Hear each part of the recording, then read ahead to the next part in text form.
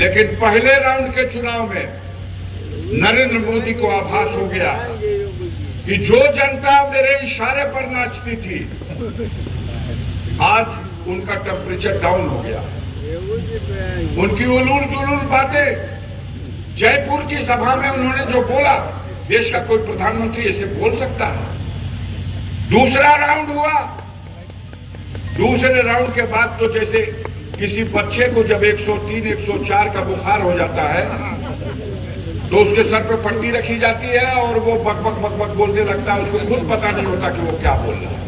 हमारे देश के प्रधानमंत्री को 104 नहीं 105 डिग्री का बुखार हो गया। अब वो बक बक बक बक कहने लगे कि जिसके पास 2 भैंस है सजग रहना, वो 1 भैंस भी ले लेंगे इंडिया गठबंधन वाले। खौफ सवार है कि आ गए इंडिया गठबंधन वाले, डर उनको लग रहा है और धमका रहे हैं जनता को, डरा रहे हैं जनता को। आ गए इंडिया गठबंधन वाले तो मंगल सूत्र भी बचाना मुश्किल हो जाएगा। भाषण सुना कि नहीं आपने? ये भूत बन करके उनके सर पर मंडरा रहा है इंडिया गठबंधन। पतन निश्चित है। घबराहट का आलम यह है कि जनगणना अधिकारी बन गए। किसकी जनगणना में आबादी बढ़ रही है और किसकी घट रही है, आजकल यही कर रहे हैं। ग्रामीण इलाकों के बाद अब शहरी इलाकों में है, क्या लग रहा है? अब आज तो पहली मीटिंग थी, कल फिर शहर में आऊंगा, परसों फिर शहर में आऊंगा। अब ये 3-4 दिनों का सिलसिला शहर के मुख्तलिफ हिस्सों में जनता के बीच में अपनी बात कहूंगा, उनसे समर्थन हासिल करने की कोशिश करूंगा। अब बाकी आप देखिए, आप अपनी निगाह से देखिए, हमसे बेहतर आप देखेंगे। सर, कहा जाता है कि 2019 के चुनाव में जहां विपक्षी लोग ये कह रहे हैं कि जातिवाद की राजनीति में जो है अफजल अंसारी की जीत हुई है, क्या लगता है इस बार 2024 के चुनाव में क्या रहेगा? 2019 में कितने से जीत हुई थी ये बता दीजिए, कितने से थी? 1,20,000 से।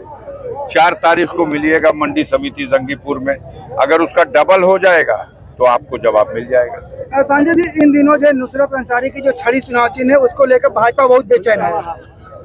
अब भाजपा की बेचैनी का हम क्या इलाज करें? उसका इलाज माननीय ओम प्रकाश सिंह से पूछे, जाकर ओम प्रकाश राजभर जी से पूछे कि वो छड़ी उनकी वजह से मिल गई कि हमारे जिला के निर्वाचन अधिकारी की कृपा से मिल गई, कि जो निर्वाचन आयोग का कानून है उस कानून के मुताबिक मिल गई। ये आप इसकी छानबीन कर लीजिए। आज मोदी जी ने एक बयान दिया है कि इंडी गठबंधन के जो भी लोग हैं वो लोग अब पाकिस्तान का नाम लेकर जो लोगों को डरा रहे हैं। देखिए, इंडिया गठबंधन से वो खुद डर चुके हैं, तो वो सारी उलूल जुलूल बातें हम वही समझते हैं कि अब जो परिवार में किसी बच्चे को बुखार हो जाता है और 104 के बाद बकबक करता है, वही स्थिति उनकी हो गई है। वो ये भी कह रहे हैं कि इंडी गठबंधन वाले प्रभु राम से चिढ़ रहे हैं और आने वाले दिनों में राम मंदिर में ताला भी लगवा देंगे। उनको क्यों इंडिया गठबंधन से इतनी डर लग रही है कि इंडिया गठबंधन सत्ता में आएगा तो ये करेगा तो ये करेगा? वो मान चुके हैं कि इंडिया गठबंधन सत्ता में आ चुका है। हम ये कह सकते हैं कि नहीं, हम ऐसा कुछ नहीं करेंगे, जैसी आशंकाएं वो व्यक्त कर रहे हैं। इंडिया गठबंधन सत्ता में आया तो वो बदले की भावना से राजनीति नहीं करेगा इन लोगों की तरफ से। सर, योगी जी का एक बयान है कि जब आतंकवादी घुसते थे और विस्फोट होते थे उस वक्त जो कांग्रेस का राज हुआ करता था। हाँ, ये जब पुलवामा की घटना हुई थी जिसमें हमारे 40-44 जवान शहीद हो गए थे, उस समय कांग्रेस पार्टी का कौन लीडर था जो देश का प्रधानमंत्री था? बता दीजिए। उस समय तो नरेंद्र मोदी थे। क्या वो आतंकवादी घटना नहीं थी?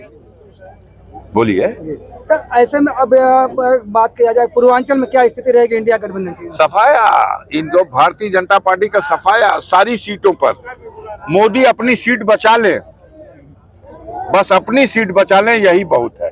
वो भी खतरे में है। कोई चमत्कार उस सीट पे भी हो सकता है, उस सीट पर मोदी भी बैरन वापस जा सकता है, क्योंकि उन्होंने गंगा मैया को भी ठगा है। कहा गंगा जी ने मुझे बुलाया, न गंगा अविरल हुई, न गंगा निर्मल हुई और न गंगा स्वच्छ हुई। तो गंगा मैया का श्राप तो मैं समझता हूं उनको वापस भी भेज सकता है। सांसद जी, बसपा प्रत्याशी का एक कहना है कि बसपा जो है आगे चल रही है और सपा और भाजपा एक साथ मिलकर खेल रहे हैं। अब उनकी बात का हम क्या उस पर टिप्पणी करें? हम उस पर क्या टिप्पणी करें? उनको अपना आकलन करने का अधिकार है, वो अपना आकलन कर रहे हैं। Thank you sir.